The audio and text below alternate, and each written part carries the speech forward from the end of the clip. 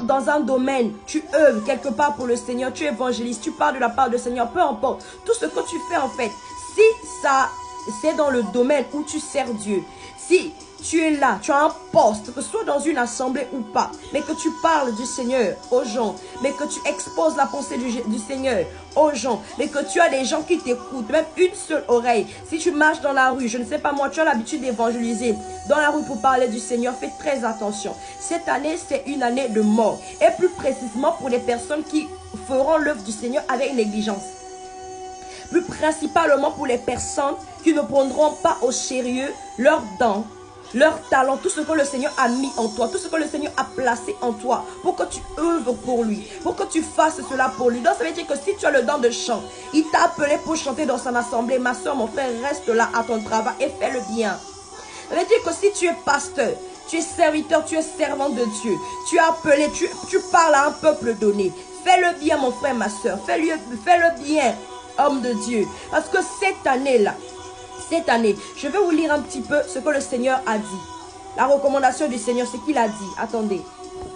Écoutons ce que le Seigneur dit. Ainsi parle l'Éternel. Beaucoup d'hommes de Dieu vont être châtiés à cause du manque d'amour. Le Seigneur me dit, ça c'est ce que j'étais en train de noter. Le Seigneur me dit que ce n'est pas parce que tu pries pour les brebis que tu les aimes forcément. Vous comprenez un peu? Il y a la négligence par rapport au travail. C'est pas parce que tu pries pour les brebis que tu les aimes. C'est ton travail.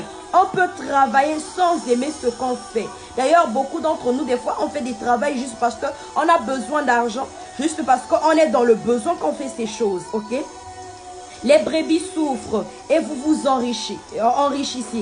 Les brebis souffrent et vous vous enrichissez. Je vous nourris, mais vous ne nourrissez pas les autres. Je vous nourris, mais vous ne nourrissez pas les autres. Bientôt, les vaches maigres seront votre partage en 2025. Bientôt, exemple de Dieu, écoutez-moi. Bientôt, les vaches maigres seront votre partage à tous. Hommes sans pudeur, au gosier profond et au coulant. Hommes sans pudeur, au gosier profond et au coulant.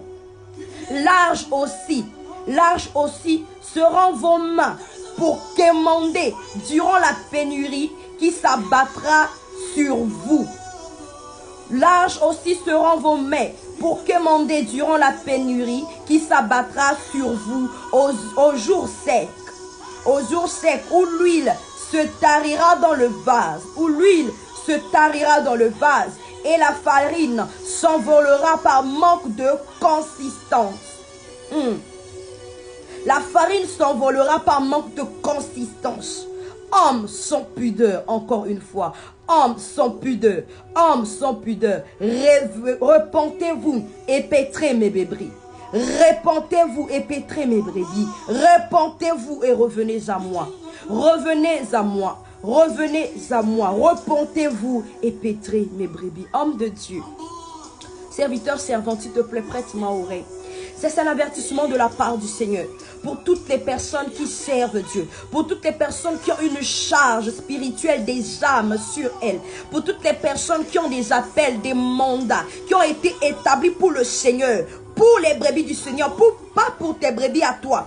Pas pour tes enfants à toi. Pour les enfants du Seigneur. Pour les enfants de Dieu. Ainsi que pour les âmes du Seigneur. Alors s'il te plaît. Mon frère, ma soeur, partage cette vidéo. Cette année, je répète, le Seigneur dit que ça sera une année de mort pour beaucoup des hommes de Dieu. Vous serez exposés. Tout ce que tu fais dans le soum-soum, tout ce que tu fais en coucou, tu penses que personne ne voit. Tu penses que c'est parce que j'ai l'alliance avec le Seigneur que je ne serai pas exposé. Tu penses que c'est parce que j'ai trop œuvré pour le Seigneur qu'il aura pitié de moi. Rappelez-vous, quand David a eu affaire adultère avec Bathsheba, le prophète Nathan est venu à sa maison dans Psaume 51 et David s'est repenti. Il a eu la vraie repentance. La vraie repentance, c'est quoi? Reconnaître que tu es pécheur. Reconnaître que tu vis que par la grâce de Dieu, que tel que tu es là, ta vie n'est pas adéquate. Deuxièmement, laisser ce que tu es en train de faire dans le secret. Abandonne. Troisièmement, changer. Repentez-vous, revenons au Seigneur.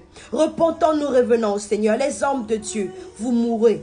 Vous allez mourir, vous serez châtiés, on sera châtié. Alors s'il vous plaît, ça c'est l'avertissement du Seigneur. Ça c'est l'avertissement du Seigneur. Il a besoin de nous. Il a besoin qu'on œuvre, mais dans la vérité. Il a besoin qu'on œuvre, mais dans la vérité. Qu'on soit béni.